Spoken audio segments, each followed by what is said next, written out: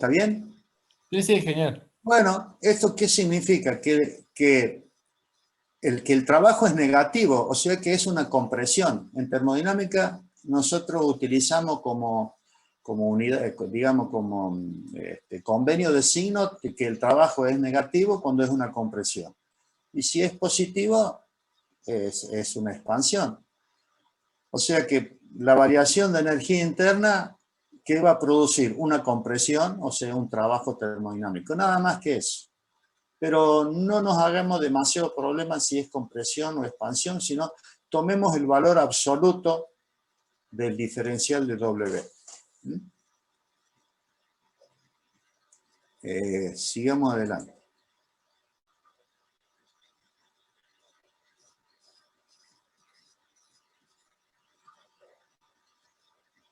Bueno, en cuanto al diferencial de U, yo les dije recién que era una función termodinámica que ¿cómo es? Que se llama función de punto o función de estado. Por lo tanto, su integral, que es esta, por lo tanto, su integral tiene límites de integración. Es decir, tiene un límite superior, U sub 2, y un límite inferior, U sub 1. Por lo tanto, es una integral inmediata, cuya solución es límite superior menos límite inferior. Si haciendo la diferencia entre los dos, puedo expresar como delta U. No así es la integral de Q. La integral de Q, en realidad, aquí se pone el símbolo delta, no se pone el signo D de diferencial. Porque esa integral de la cantidad de calor, no es una función de punto, es una función de trayectoria. Por lo tanto, no tiene límite de integración y cuya solución de la integral inmediata es directamente Q. De igual forma, delta W. De igual forma, esta integral no es una función de punto, es una función de trayectoria. Porque imagínense, pongamos un ejemplo sencillo. Yo quiero ir de un lugar a otro, quiero ir de mi casa al centro, por ejemplo, y bueno, voy a consumir un trabajo yendo por una trayectoria. Pero si yo quiero ir de mi casa al centro, también, y utilizo otra trayectoria, que puede ser más larga, más corta, más complicada, más lo que sea, voy a producir o voy a consumir un trabajo diferente. Por lo tanto, depende de la trayectoria con que vaya yo de aquí al centro, que es un ejemplo, ¿no es cierto? Depende de la trayectoria, si voy por una calle, o voy por una avenida, o voy por donde sea, va a ser distinto el trabajo. A estas dos integrales no tienen límite de integración. Les pido por favor que cuando resuelvan algo, algún problema o algo, a esta integral no le pongan W2 y W1 como a U. Ojo, no está correcto eso. Entonces, la diferencia de poner delta Q o delta W y diferencial de U lo hace la función de punto o función de trayectoria. Segundo principio de la termodinámica, lo vamos a ver más adelante. Estos son conceptos, bueno, esto no importa.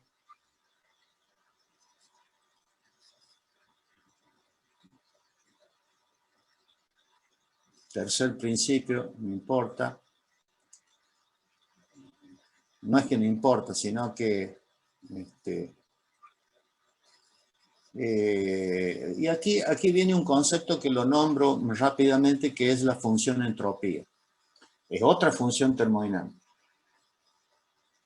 Para sintetizar en lo que es el concepto de entropía, es una función termodinámica que me dice qué cantidad de pérdida de energía tengo yo en mi máquina. Eso es básico y fundamental. Porque acuérdense que una máquina no produce el 100% de la energía que recibió y la transforma 100% en trabajo. Esa sería una máquina de rendimiento 100% y no existe esa máquina. Entonces, ¿cuánto se pierde de energía la máquina? Eso lo mide la función entropía. Función entropía es la ingeniería o los ingenieros dedicados a la energética tienen que tratar de que el sistema en estudio, llámese bomba, llámese conducción de fluido, máquina térmica o lo que sea, tiene que tratar el ingeniero que tenga la menor cantidad de pérdidas posible el fluido de trabajo. Por lo tanto, la entropía debe ser, en la medida de las posibilidades técnicas, la más baja posible. La entropía jamás disminuye. La entropía siempre aumenta. La velocidad de aumento es el desafío de los ingenieros para lograr de que aumente poco. Después, si tienen ganas, leen esto que dice aquí.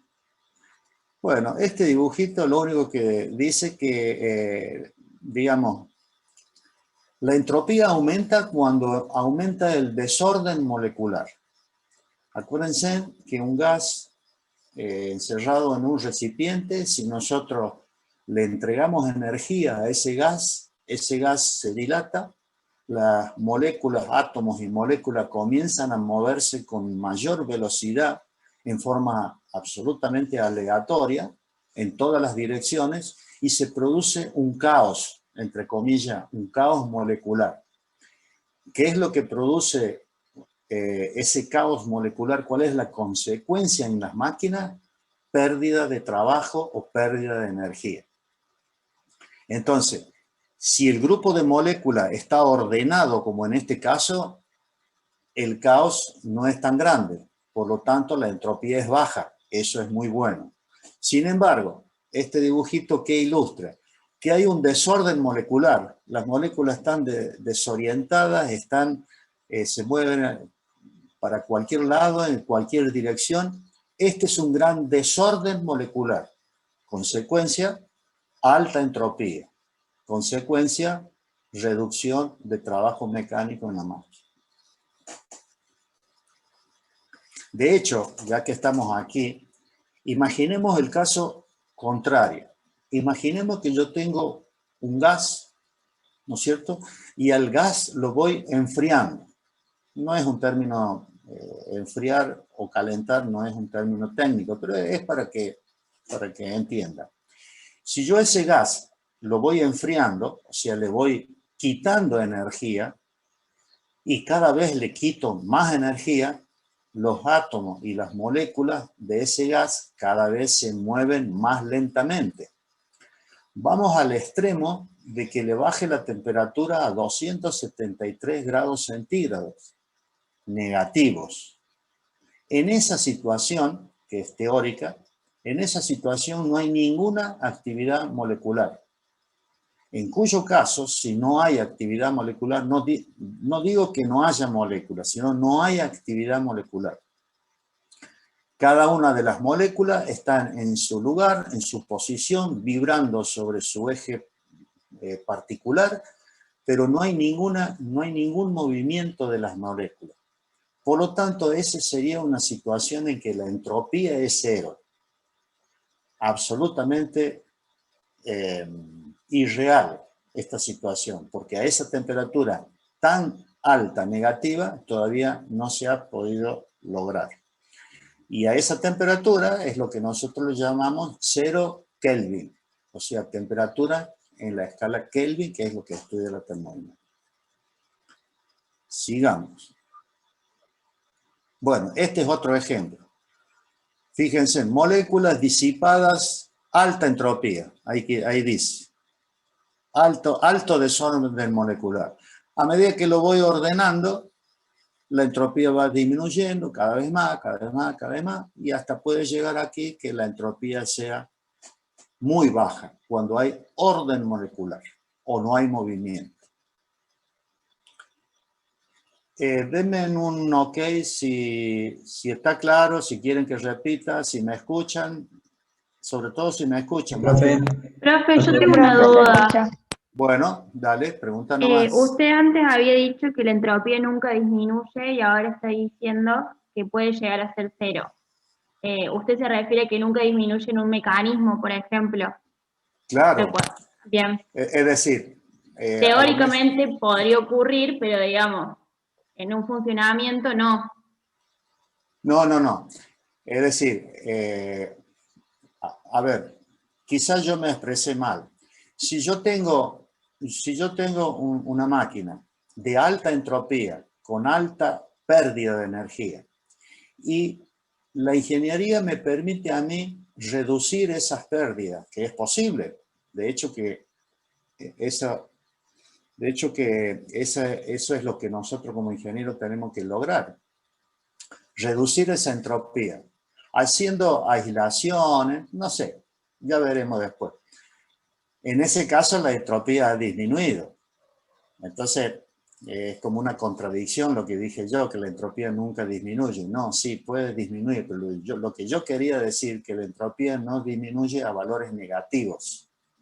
Ah, Eso bien, es está, eso es lo que quería decir yo. está, gracias. A lo sumo, bueno, que tampoco podemos hacer de que la entropía sea constante. Siempre la entropía va en crecimiento, pero yo puedo reducirla.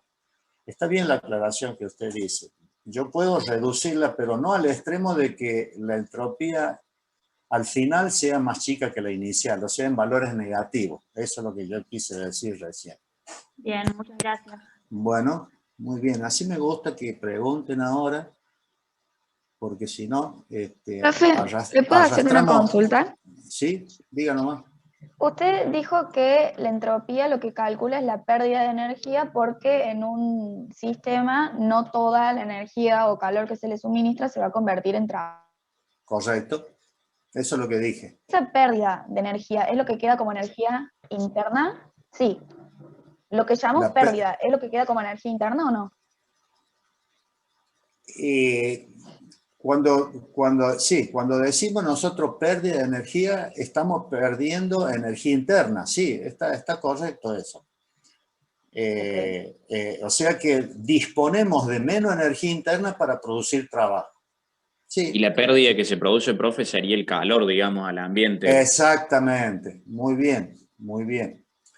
Eh, Acuérdense que cualquier movimiento de cualquier cosa produce fricción.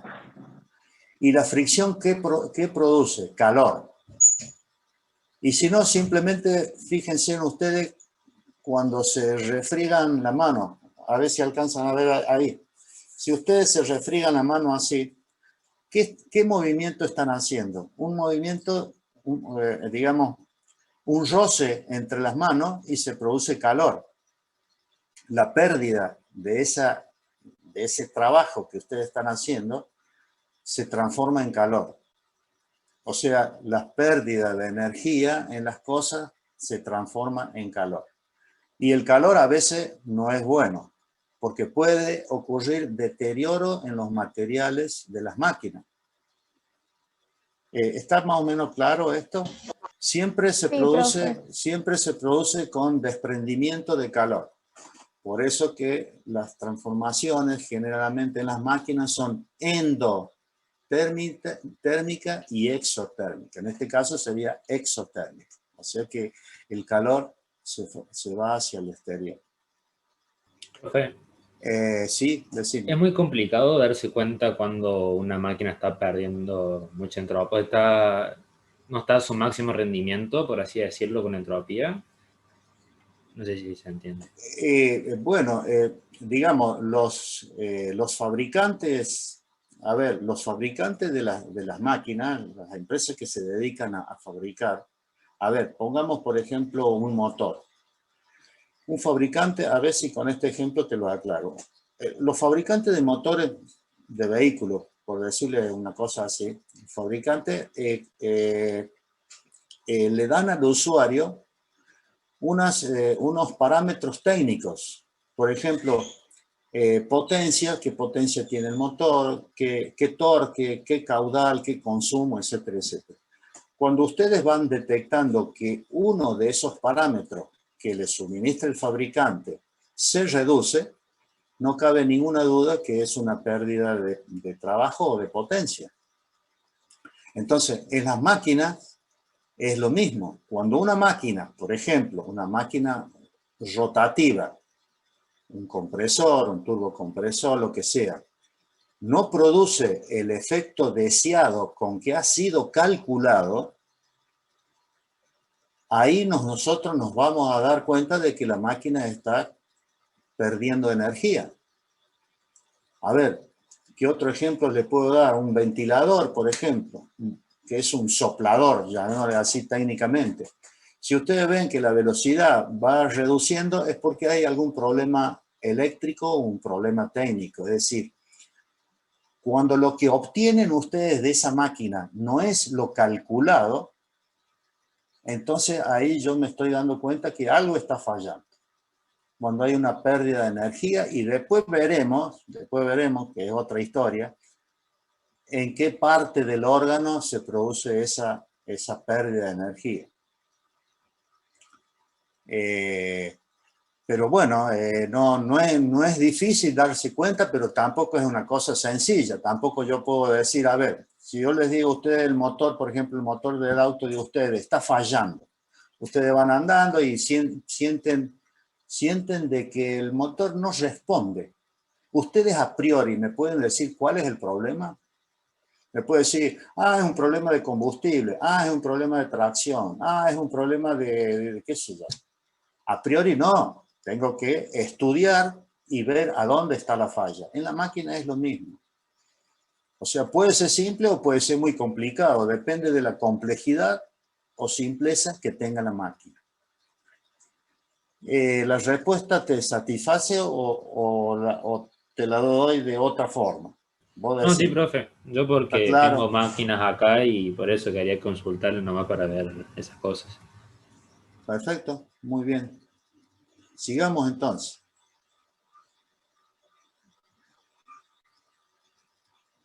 Ahora vamos, como ustedes verán, vamos lento. Lento en el sentido, yo voy lento, ustedes no. Sí, o sea, en el desarrollo de las cosas, de los temas, pero es fundamental que ahora vayamos lento, pero con conceptos claros y no después tener que volver a repetir. Y aquí empieza otra historia. Los gases ideales y las leyes que las rigen. Acuérdense que para todas las cosas nosotros tenemos leyes, ordenanzas, principios enunciados que hay que cumplirlos. No podemos violar las cosas con que la naturaleza nos ha presentado. Entonces, nosotros vamos a estudiar los gases ideales. ¿Cómo defino yo un gas ideal? Es un gas hipotético, un gas teórico que en realidad no existe, salvo algunas condiciones en que se pueda presentar el gas. Es un gas hipotético que se encuentra a muy baja presión. Por lo tanto, tendrá muy baja densidad. Esos gases a baja presión y a baja densidad, yo los puedo considerar como gases ideales o gases perfectos. A ver, ya les voy a aclarar otra cosa. Fíjense en este dibujito.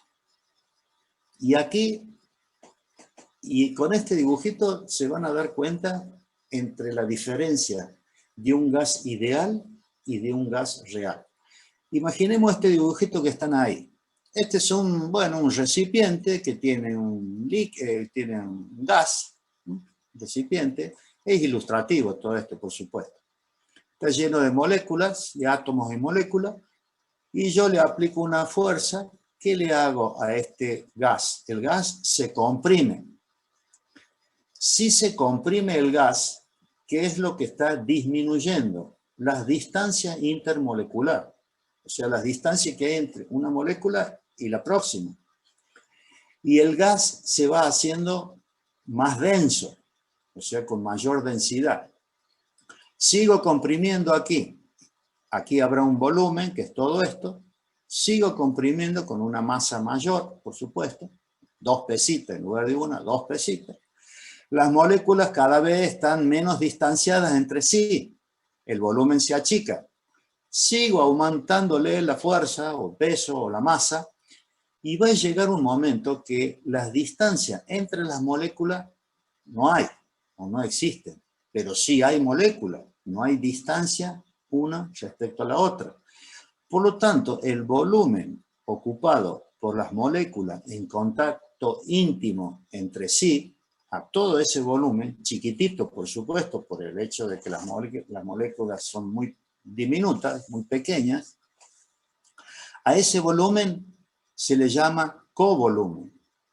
Y este sería un gas real. ¿Qué dice, qué considera el gas ideal o perfecto? Que yo puedo reducir todo el volumen hasta hacer que el volumen ocupado por las moléculas desaparezca, entre comillas, ¿no? No desaparece nada. Acá no es magia. Pero considera de que el covolumen en un gas ideal es cero. ¿Se entiende esta diferencia? Entonces, estos son los gases que nosotros vamos a estudiar. Y este gas, respecto de este, la diferencia que hay entre estos dos es solamente el covolumen. Como el covolumen es un volumen muy, muy pequeño, nosotros no cometemos un error importante al considerar los gases como ideales. ¿Está claro esto? A veces un croquis ilustra más que una definición. Por lo tanto, Profe, sí, decime. una pregunta. ¿Sí? Se supone que el gas ideal es aquel gas que tiene baja presión, digamos. ¿Cómo Ajá. puede ser que el último dibujito, el cual tiene más, o sea, está más reducido, o sea, Sí. tenga más presión, sea el gas ideal? ¿No debería ser con mucho más volumen? No. Vos preguntás si la presión es baja, ¿cómo puede ser que este caso, porque vos considerás que esta presión es alta? Claro, eso. ¿Cómo puede ser que la presión sea No, baja y el volumen sea cero? no. Lo que pasa es que vos me preguntas, me haces una pregunta cuya respuesta está más adelante en el desarrollo del tema, pero no obstante eso yo te voy a explicar. Si nosotros tenemos un gas y nosotros lo comprimimos a alta presión, a ver si me seguís el concepto. Lo que pasa es que, vuelvo a decirte, ustedes un poco que se anticipan las preguntas al desarrollo de los temas, pero yo te contesto. Si nosotros tenemos un gas y lo comprimimos con una presión altísima, lo que voy a lograr yo es condensarlo al gas. Sí. Es decir, lo voy a transformar del estado gaseoso, lo voy a transformar en líquido. Pero para eso, tenedme paciencia que hay toda una teoría de vapores que ilustra eso. Pero por ahora, para ir despacio y con paso firme, por ahora me interesa que vos sepas que el gas ideal no tiene en cuenta el volumen ocupado por las moléculas, mientras que los gases ideales sí. Bien. Bueno, gracias. Ya te vas a ir dando cuenta a medida que avancemos en el tema y te vas a ir dando cuenta de que la respuesta ahora capaz que la entiendas más adelante. Pero por ahora, por favor, tómalo así. Bueno, gracias. Ok, sigo. Profe, Esto, mire, una pregunta, ¿puede ser? así, decime. Me quedo Sí. ahí con lo que dijo la compañera. A Sí. medida que va disminuyendo, va aumentando la presión y va disminuyendo ahí el volumen, ¿también va disminuyendo la temperatura? A medida que va disminuyendo. Mientras cuando lo comprimimos el gas se va enfriando. Para que se Sí. cumpla la ley de los... No. ecuación. Cuando yo a un gas lo comprimo, aumenta la temperatura. De nuevo, está bien explicado más adelante, pero te doy un ejemplo. Te doy un ejemplo que vos lo debes haber notado cuando tomas el inflador de la bicicleta. ¿Alguna vez conoces lo que es el inflador de la bicicleta? ¿Habrás inflado la bicicleta Sí, alguna vez, no es cierto? El inflador, ese inflador, que comúnmente le dice uno inflador, pero es un compresor de aire. Entonces, ¿Cómo es el mecanismo para inflar la bicicleta? Vos tirás del émbolo hacia afuera y después lo comprimís. Se estás comprimiendo el aire para que ese aire comprimido dentro del inflador pueda ingresar a la cámara o a la rueda de la bicicleta. Y si vos con una mano tocas el inflador, vos a simple vista, con un análisis biológico, llamémoslo así, o de tacto, vos vas a notar que el inflador se ha calentado. Por lo tanto, y si no, probalo. Cuando llegues a tu casa, trata de inflar la bicicleta y vas a notar que ese proceso, que es una compresión del aire, es con aumento de temperatura. Mientras que las expansiones son con descenso de temperatura.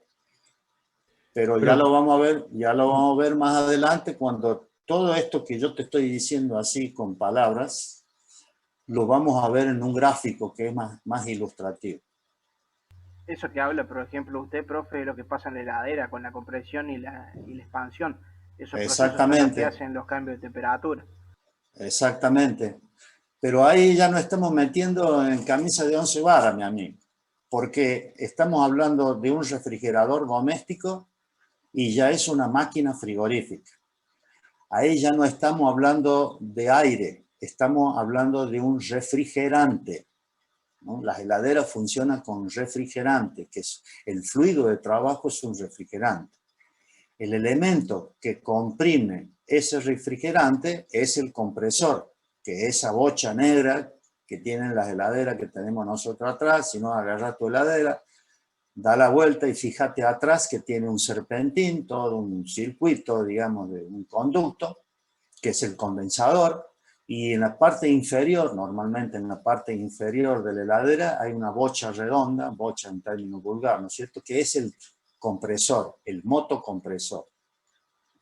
Bueno, eso es lo que hace comprimir el refrigerante de la heladera, pero ese es un tema de las máquinas frigoríficas que están en la segunda parte de esta materia. Bueno, sigamos más adelante. Por ahora, como les digo, por ahora interpreten qué es un gas ideal, nada más.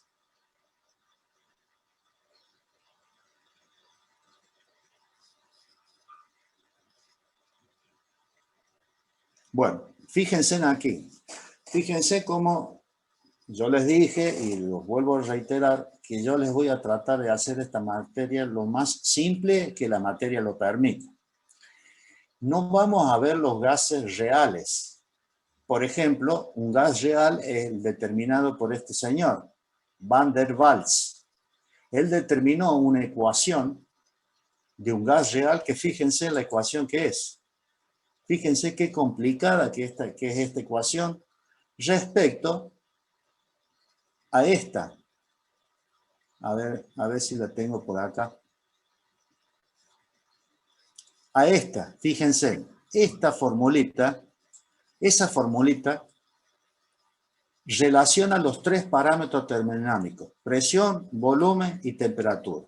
Ahí también está metido un poquito la masa molecular, la masa molecular y la constante R del gas. Pero básicamente relación presión, volumen y temperatura con esa simple fórmula.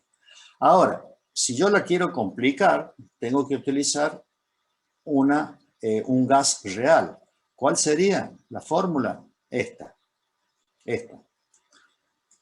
Entonces, esta fórmula tiene un montón de cosas. Tiene bueno, no me voy a explayar más en esto, porque si no se me va a ir toda la clase.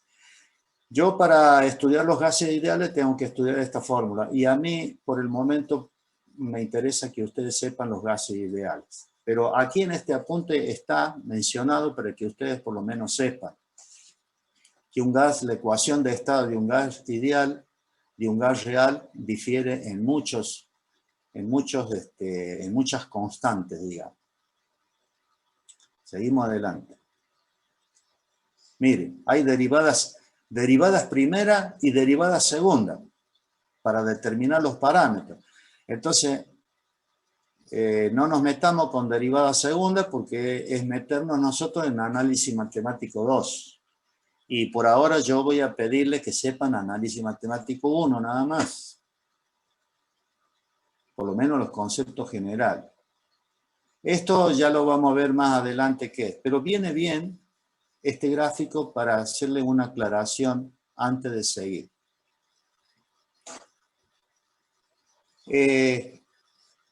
La termodinámica y las máquinas térmicas utilizan 3 tipos de diagramas. Los diagramas son lo que representan lo que ocurre en una máquina.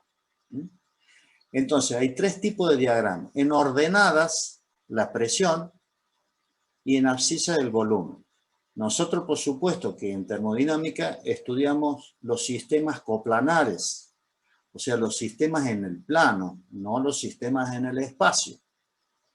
Porque yo puedo tener en el eje de coordenada un eje perpendicular a la pantalla que no lo veo, y estaríamos trabajando con un gráfico en el espacio. No lo vamos a hacer a eso.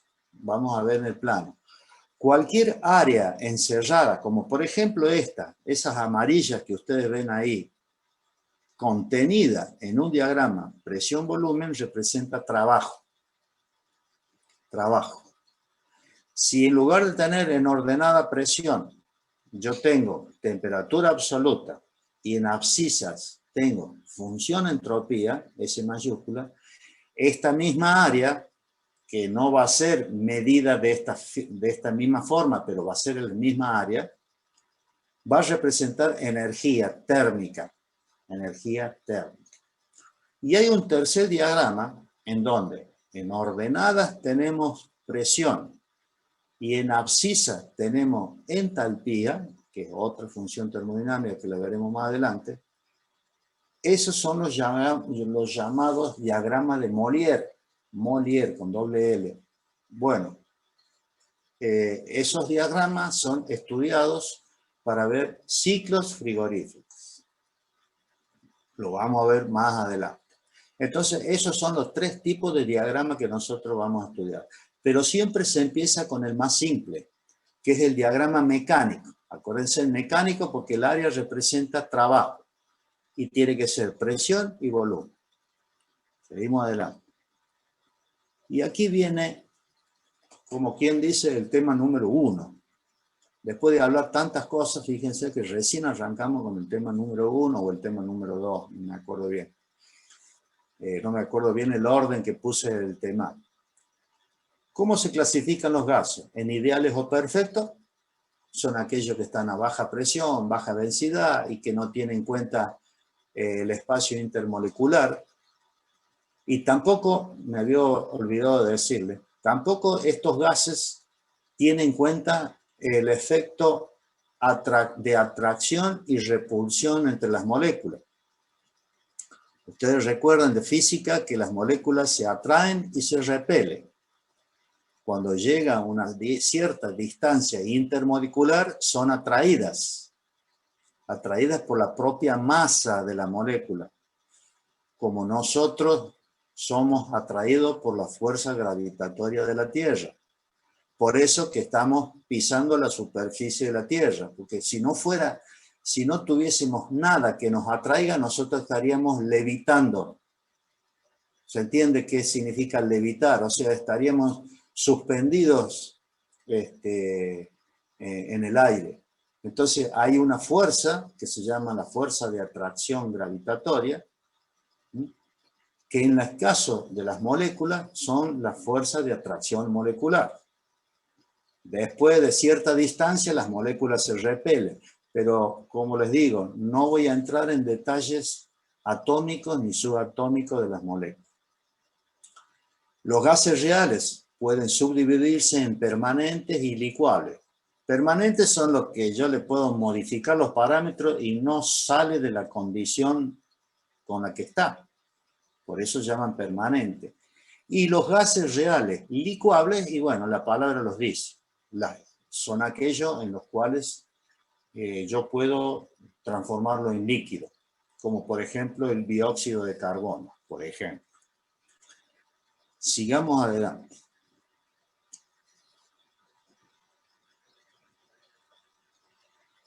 Y aquí viene el tema.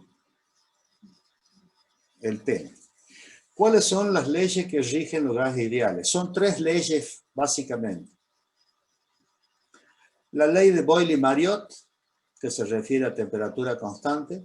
La ley de Charles, que se refiere a presión constante. Y la ley de Gay-Lussac, que se refiere a volumen constante. Hago aquí un paréntesis para que me den un ok si me están escuchando bien, si me están viendo. Y sí, profe. Perfecto. Muy Sí, bien, muy bien. Así me gusta que me contesten por sí o por no, o por más o menos. Entonces son tres leyes que nosotros las tenemos que estudiar. A ver, empecemos por la primera. Acuérdense que cuando una palabra tiene el prefijo iso, significa igual. Isotérmico, igual temperatura. Isobárico, igual presión.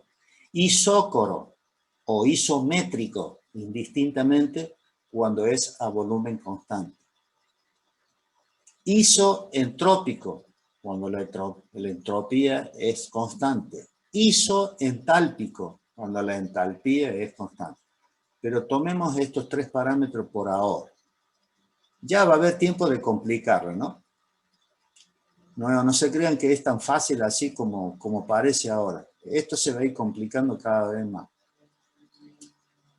Entonces, ¿qué dice Boyle-Mariotte? Que a temperatura constante, los volúmenes ocupados por una masa gaseosa son inversamente proporcionales a las presiones que soportan. Es un jueguito de palabras que está muy bien sintetizado según, es decir, no es un juego de palabras, es la definición de lo que dice la ley de Boyle, pero les quiero decir que está mucho más simplificada en esta fórmula, fíjense. ¿Qué dice? Que el producto de P por B es igual a una constante. Si yo tengo 2 estados termodinámicos en equilibrio, el estado 1 y el estado 2, y aplico la ecuación de Boyle-Mariotte para el estado 1 y para el estado 2, ¿qué voy a obtener? Esto. Que P1 por B1 igual a P2 por B2 y así sucesivamente. Si quisiera poner estado 3, 4, etcétera, será igual a P3 por B3, B4 por B4, bueno. Tomemos 2 nada más. Entonces, eso es lo que dice el señor Boyle-Mariotte, que a temperatura constante los volúmenes ocupados por una misma masa gaseosa son inversamente proporcionales a las presiones. Inversamente significa que cuando uno aumenta, el otro disminuye, en la misma proporción. Guarda con esto, en la misma proporción. Si aumenta la presión, disminuye el volumen. Si el volumen aumenta, disminuye la presión, pero en la misma proporción. ¿Y por qué digo en la misma proporción y no en proporciones diferentes? Porque esta ecuación, si bien es la ecuación que rige la ley de Boyle-Mariotte, representa una curva. Y eso lo tienen que saber ustedes de análisis matemático 1 o geometría descriptiva. La verdad que no sé en dónde han visto, pero lo han visto con total seguridad. Esa formulita así de simple representa una hipérbola equilátera, porque puede ser no equilátera. En este caso es una hipérbola equilátera. ¿Cuál es la particularidad de ese tipo de curvas? Las hipérbolas, y al ser equilátera, son asintóticas hacia ambos ejes. ¿Qué significa ser asintótica? Quiere decir que nunca las corta. O sea, la curva nunca corta ninguno de los 2 ejes, ni el vertical ni el horizontal. Crecen indefinidamente, pero nunca lo tocan. Y la proporcionalidad es lo que le da el hecho de ser hipérbola equilátera.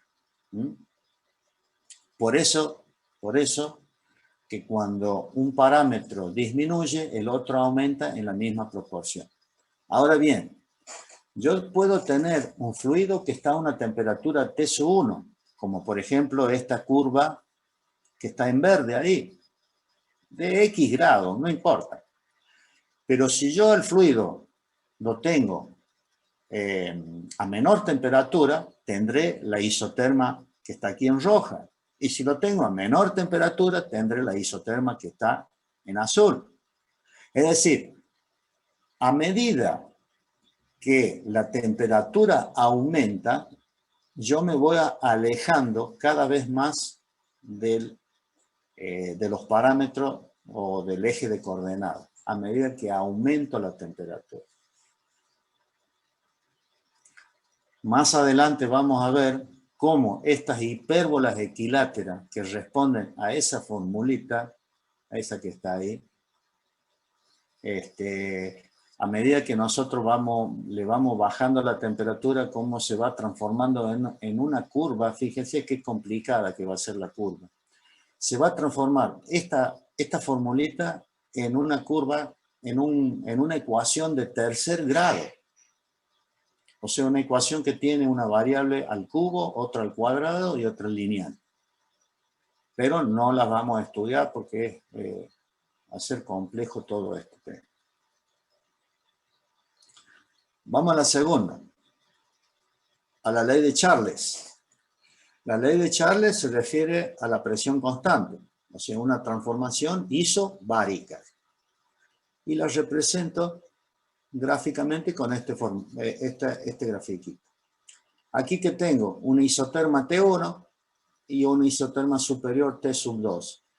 Un estado 1 y un estado 2. Una evolución isobárica de 1 a 2 a presión constante. Este gas tiene 3 parámetros, P1, B1 y T1. Se expansiona, o sea, aumenta el volumen, pero en forma isobárica, hasta el punto 2. El punto 2 tendrá la misma presión que en 1, un volumen superior y una temperatura superior.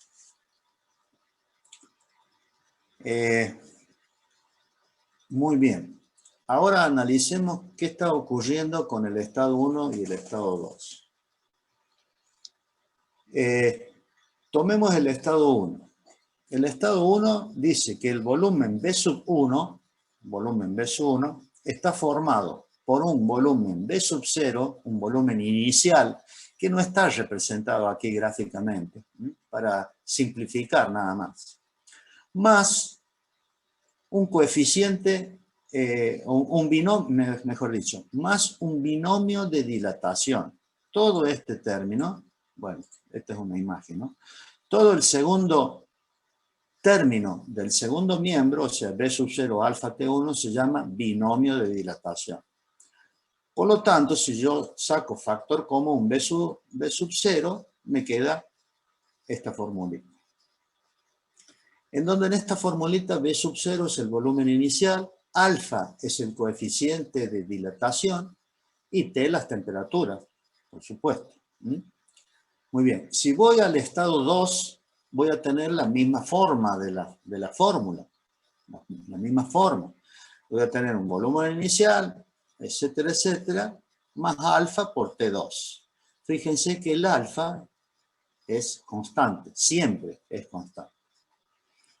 Muy bien. Ahora, ¿qué hacemos? Si yo hago la relación de B1 y B2, o sea, si divido miembro a miembro, B1 y B2, me va a quedar estas dos fórmulas. Perdón, esta igualdad. Por lo tanto, los volúmenes iniciales se simplifican. ¿Y qué me queda? Que la relación de los volúmenes es directamente, fíjense, es directamente proporcional al binomio de dilatación. Donde el coeficiente alfa, que se llama coeficiente de dilatación a presión constante, tiene un único valor que es 1 sobre 273. ¿Expresado en qué unidades? En grados centígrados a la menos 1. O si no, 1 sobre grados centígrados. Sigamos adelante. Si yo tomo solamente el binomio de dilatación, bueno, y hago una aclaración aquí que la vamos a ver más adelante. Este volumen B sub 2 o el volumen B sub 1 tiene la forma o representa la ecuación de ¿qué? Hago una pregunta hacia el grupo. Alguien, si se anima a decir, a contestarme a alguien, si no, no importa. Tiene la forma de una ecuación que ustedes la conocen desde el secundario. ¿Lineal? Sí. Es decir, la ecuación está bien. Yo le entiendo lo que usted dice. Es la ecuación de una recta que sigue una Claro. ley lineal.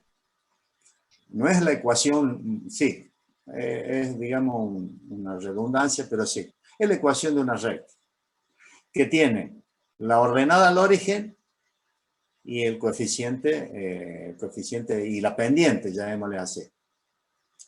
Esto ya lo vamos a ver cómo lo podemos aplicar más adelante, pero es correcta la respuesta. Es la ecuación de una línea recta o una ecuación lineal. Sigamos. Y esto es muy importante. Fíjense, por favor. Si yo tomo el binomio de dilatación, 1 más alfa t, y voy reemplazando los valores, aquí me va a quedar 1, más alfa, dijimos que era 1 sobre 273, 1 sobre 273, multiplicado por T1. A esta ecuación yo le saco como un denominador. Me queda esto. Ahora, físicamente, ¿qué me dice que es 273 más T1? Es la temperatura T1 absoluta. Porque yo les dije en la clase pasada que a la temperatura termométrica T1, T minúscula, si le sumo 273, voy a obtener la temperatura absoluta, que es T1. Mientras que 273 solamente, si no le sumo nada, o le sumo 0, que es lo mismo, sumar 0 o no sumar nada es lo mismo, representará la temperatura absoluta, pero a 0 grados centígrados. ¿Se entiende, no? Si aquí tengo T1 1 grado, la absoluta será 274. Si aquí tengo 0 grados, la absoluta será 273. Bueno, y este mismo análisis lo puedo hacer para T sub 2 y voy a tener estas dos relaciones. Profe, perdón que lo interrumpa, no me quedó claro si alfa era el coeficiente de dilatación o otra cosa. No. Coeficiente de dilatación a presión constante. Fíjate aquí, volvemos al dibujo. Fíjate aquí que el proceso 1-2 es a presión constante. Pero hubo una dilatación. El volumen B sub 2 es mayor al volumen B sub 1. ¿Está bien? Por lo tanto, es un coeficiente de dilatación a presión constante. Que tiene siempre un único valor. Porque en realidad los coeficientes de dilatación, y bueno, ya que me haces la pregunta, te tengo que aclarar algo, pero de física 2. Hago un paréntesis. Nosotros, según el elemento que estemos estudiando, hago un paréntesis, ¿no? Para conocimiento general. Según lo que nosotros estemos estudiando, tendremos un coeficiente de dilatación lineal, superficial o volumétrico o cúbico. Por ejemplo, si yo tengo un alambre, ¿saben lo que es un alambre, no? O una barra metálica. Yo tengo que decir que esa barra tiene un coeficiente de dilatación lineal. ¿Por qué? Porque la longitud de la barra del alambre predomina sobre las otras dos longitudes, que sería alto y largo. Es decir, alto y ancho. Está claro eso, ¿no es cierto? Si tengo una barra, la longitud de la barra predomina sobre las otras dos longitudes. Por lo tanto, tengo que hablar de un coeficiente de dilatación lineal. Ahora, yo tengo un ladrillo, por ejemplo, un bloque. Pongo un ejemplo, un ladrillo porque conocen. Tengo un bloque que tiene largo ancho y profundidad, como es un ladrillo. Tiene 3 dimensiones importantes. Por lo tanto, estoy hablando de un coeficiente de dilatación volumétrico, cosa que se analiza en los gases. Los gases no tienen largo, ancho y profundidad. Los gases ocupan todo el recipiente que lo contiene. No puedo decir, este gas tiene tanto de largo. No se debe decir eso. Por lo tanto, están en el espacio. Si están en el espacio, tengo que hablar de coeficiente de dilatación volumétrico. Ahora bien, si yo tengo una superficie, por ejemplo, una hoja, o una placa, o una lámina, donde el espesor es, digamos, casi despreciable respecto al largo y al ancho de la lámina, estoy hablando de un coeficiente de dilatación superficial. Entonces, para redondear, el coeficiente de dilatación será lineal, superficial o cúbico o volumétrico según lo que nosotros estemos estudiando. Como nosotros estamos estudiando gas, estos coeficientes que vamos a ver nosotros acá de dilatación son cúbicos o volumétricos, como quieran llamarlos. Muy bien, que es alfa aquí. Seguimos adelante.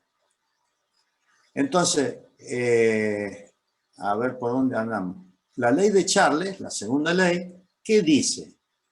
Analizando todo esto, llegamos a la formulita esta que está aquí recuadrada. Y dice que los volúmenes ocupados por una misma masa gaseosa son directamente proporcionales a las temperaturas que soportan. Directamente proporcionales. Eso es lo que dice. Ahí. Y vamos a la última. Vamos a la última. La ley de Gay-Lussac. La ley de Gay-Lussac se refiere a volumen constante, o sea, a una transformación isócora o isométrica, que sería esta, la 1,2. Siendo volumen constante, no puede ser otra cosa que una recta vertical. Acuérdense que en las rectas vertical, ¿cómo es la pendiente de la recta? En una recta vertical, la pendiente es infinita. En una recta horizontal, como esta, la pendiente, ¿cómo es? 0. De nuevo, estos son conceptos que ya lo conocen ustedes de materias anteriores. Y aquí hacemos más o menos lo mismo que hicimos con la ley de Charles. Pero en lugar de utilizar volumen, utilizo la relación de presión. Y aquí aparece un coeficiente beta. El coeficiente beta es un coeficiente, no puedo decir ahora de dilatación, porque no hay dilatación. Es un coeficiente de aumento de presión, pero representa físicamente el mismo valor numérico que los anteriores. No tiene ninguna variación en cuanto al valor numérico. Tiene solamente una variación conceptual determinada. Por eso le llamo beta y no alfa, para diferenciarlo del anterior. Entonces, bueno, hacemos el mismo procedimiento que el caso anterior. Hago la relación, me queda el binomio de dilatación, etcétera, etcétera, y llego a la formulita general que es esta que está ahí abajo, que dice que a volumen constante las presiones que soporta un gas son directamente proporcionales a las temperaturas. Así se lee una fórmula. No es cuestión de decir, ¿qué dice la fórmula? Que P2 sobre P1 igual a T2 sobre P1. No. Eso no es interpretar. Bueno, eso es leer la fórmula así como está, pero la interpretación física es lo que me interesa. Muy bien. Y la ley combinada, en realidad no es una ley, sí, bueno, lo podemos decir como una ley combinada, como cuarta ley, pero no importa si la llamamos ley o no. ¿Qué pasa cuando yo hago la combinación entre la ley de Boyle-Mariotte y la ley de Gay-Lussac o la ley de Charles. Esta. Yo combino la ley de Boyle-Mariotte o con la ley de Gay-Lussac o con la ley de Charles. ¿Qué voy a obtener? Ya vamos a ver la matemática de esto, ¿no? ¿Qué vamos a obtener? Esta formulita que está ahí, que es la ecuación general o universal, como quieren llamarle, de los gases ideales. ¿Qué dice? Que el producto de la presión en relación a las temperaturas es una constante. O sea, es igual a P1 por V1 sobre T1, igual a P2 por V2 sobre T2, y así puedo poner indefinidamente P3 por V3 sobre T3, etcétera, etcétera, que es igual a una constante. Esa constante le vamos a llamar constante R mayúscula, que es la constante particular de cada gas, porque cada gas tiene su constante propia. ¿Y dónde encuentro esa información? Y en la tabla de los gases, simplemente. Bueno, les explico este tema y con esto terminamos la clase. Ahora lo que vamos a hacer es esta fórmula que yo se la escribí ahí, digamos, sin analizar el origen de esta fórmula. Ahora vamos a hacer la deducción de esa fórmula. O sea, ¿cómo hacemos para llegar a esa fórmula? Y para llegar a esa fórmula tenemos que es este tema, ya vamos en el tema 4, que este tema es justamente cómo se determina la ecuación general de estado de los gases ideales. Entonces tengo que tomar este gráfico. Este gráfico yo tengo que combinar la transformación 1A, que sigue la ley de Charles, con la A2, que sigue la ley de Boyle. Cuidado con esto. Es muy fácil equivocarse. Yo no puedo combinar la ley de Charles con la ley de Gay-Lussac. No. Tengo que combinar la ley de Charles con la de Boyle, o la de Boyle con la de Gay-Lussac. Pero la ley de Boyle tiene que estar indefectiblemente en esa combinación. Tampoco puedo combinar las tres juntas. No, tiene que ser de a dos.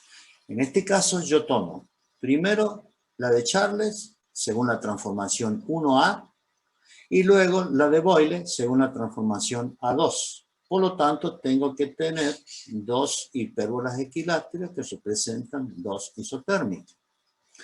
Y ahora hago el análisis matemático y digo que para la isobárica 1A aplico la ley de Charles y que voy a tener esta formulita. B1 sobre T1 es igual a B sub A sobre T sub 2. Y yo me imagino que ustedes se están dando cuenta por qué pongo T sub 2 y no T sub A. Porque el punto A y el punto 2 están sobre la misma curva. Están sobre la misma isotérmica. Muy bien. De esta igualdad, despejo el valor B sub A. Despejo y me queda esto. El despejo matemático es sencillo. Despejo B sub A. Ahora bien, vamos ahora a tomar la curva A2, que es la isotérmica. Y digo que P1 por BA igual a P2 por B2. La fórmula que dice la ley de Boyle-Mariotte. Por lo tanto, de esa igualdad despejo B sub A, la misma que en el caso anterior. Despejo B sub A y me quedan estas dos igualdades. ¿Por qué despejo de aquí B sub A y de aquí también B sub A? ¿Por qué? Porque B sub A es un punto que participa en las dos transformaciones. Participa en la 1A y en la A2. Ese es el motivo por el cual yo reemplazo B sub A. Y la matemática dice que si los primeros miembros son iguales, los segundos deberán serlo, indefectiblemente. Por lo tanto, si yo igualo estas dos, me queda esta relación. ¿Qué hago yo aquí? Aquí tengo una mezcla de estados. ¿Qué hago? Los agrupo. Agruparlo, ¿qué quiere decir? Que de un miembro pongo todo el subíndice 1 y del otro miembro todo el subíndice 2. Y me queda de esta forma. Y esta es la misma fórmula que vimos en el caso anterior, que es la ecuación universal de los gases ideales. Muy bien. Que a su vez, aquí dice que es una constante, pero bueno, le puedo poner R mayúscula también, se le puede poner. A ver qué es lo que sigue. Ah, muy bien. Y ustedes se preguntarán a mí, ¿qué pasa si yo combino la ley de Gay-Lussac con la ley de Boyle? ¿Qué voy a obtener? Este gráfico. Fíjense. Aquí estoy combinando la ley de Gay-Lussac a volumen y después la ley de Boyle. Pero Boyle siempre tiene que estar en el análisis. Y hago lo mismo.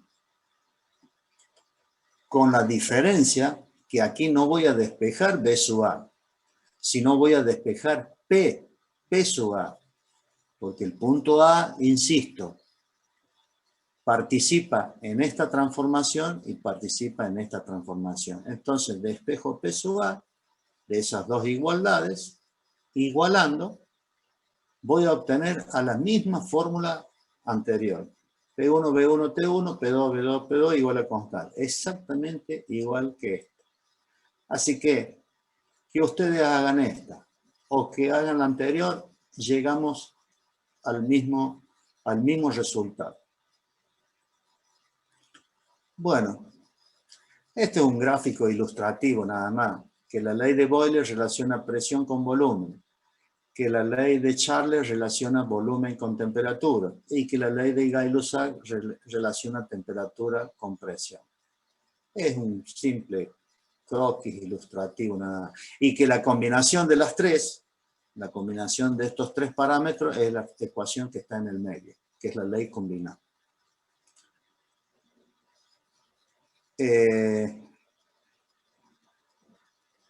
Muy bien.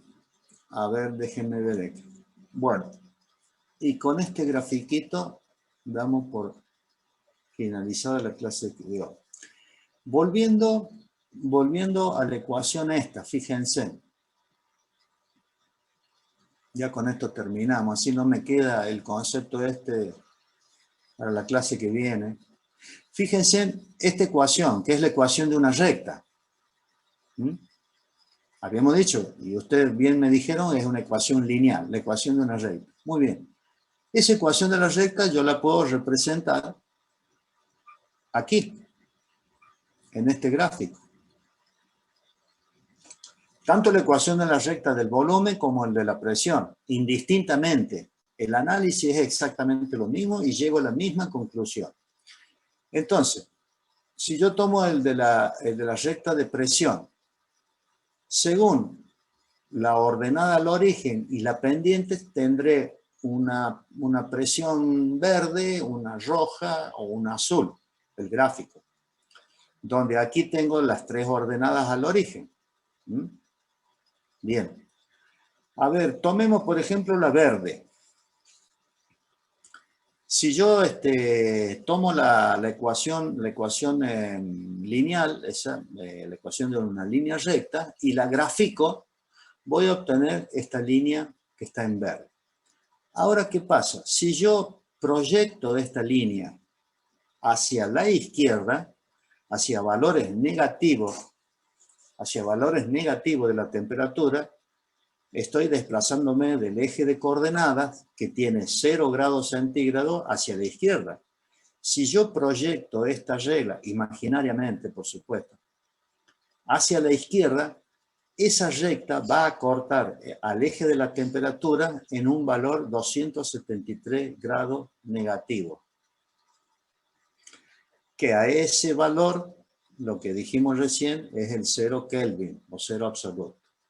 Si yo tomo otra presión y realizo lo mismo, como la roja, todas estas van a converger siempre en un mismo punto, que es el punto este que está aquí, el 273. Por lo tanto, lo que hace la termodinámica es simplemente un cambio de ejes de ordenadas. A este eje de ordenada, en lugar de ponerlo ahí, en 0 grados, lo traslada a la izquierda y lo pone en menos 273. Nada más que eso. Este mismo análisis se puede hacer con los volúmenes. Si yo analizo los volúmenes, aquí tengo que tener presión. Si yo analizo presión, aquí tengo que tener volumen. Muy bien. Bueno, y eso es el cero absoluto de temperatura. Bueno, y con esto terminamos la clase. Y con esto quiero hacerle la última aclaración.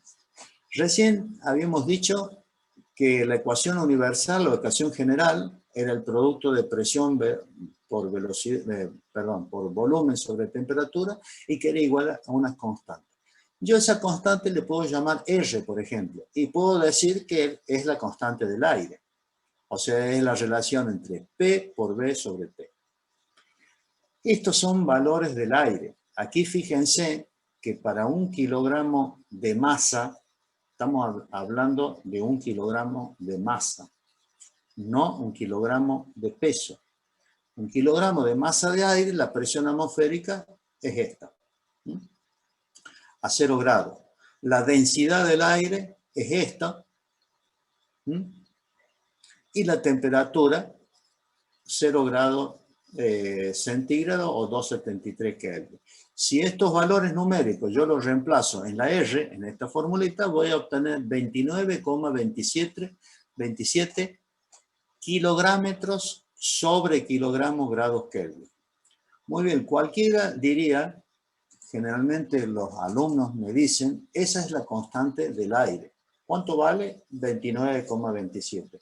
No se tienen que acordar de memoria de este número, de ninguna manera, porque son valores que están tabulados. Si todos los valores que están tabulados, para eso es para consultarlos, no es para aprendérmelo de memoria.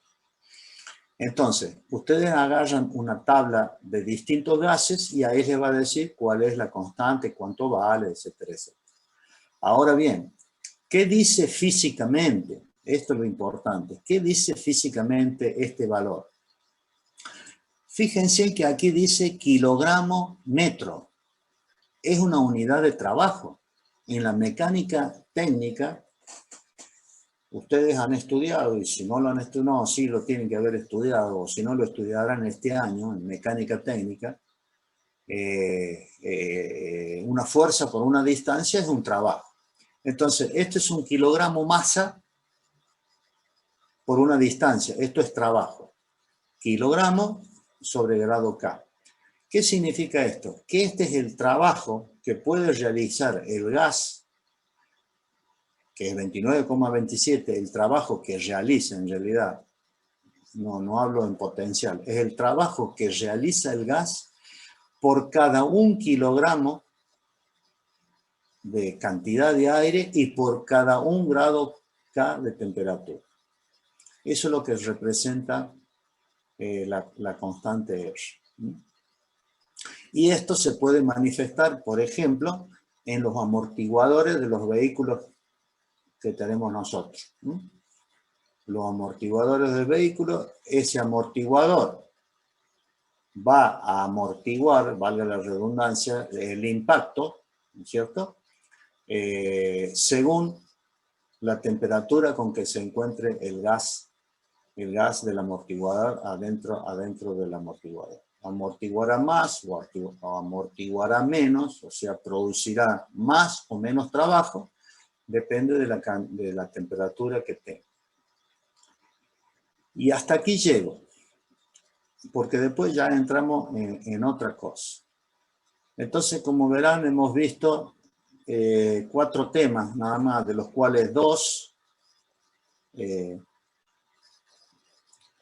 Los otros temas, los dos primeros son conceptos generales y estos son todo lo que es gases ideales.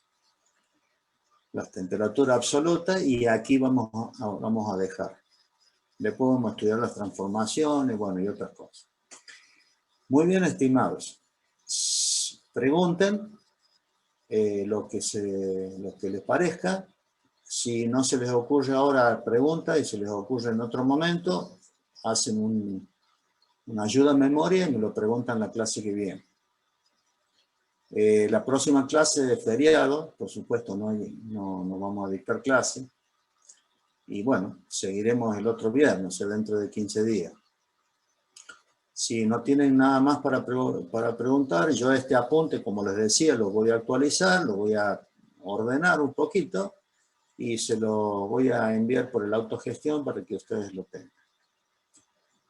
Así que, bueno, si no hay nada para preguntarme, directamente los despido y nos veremos dentro de 15 días.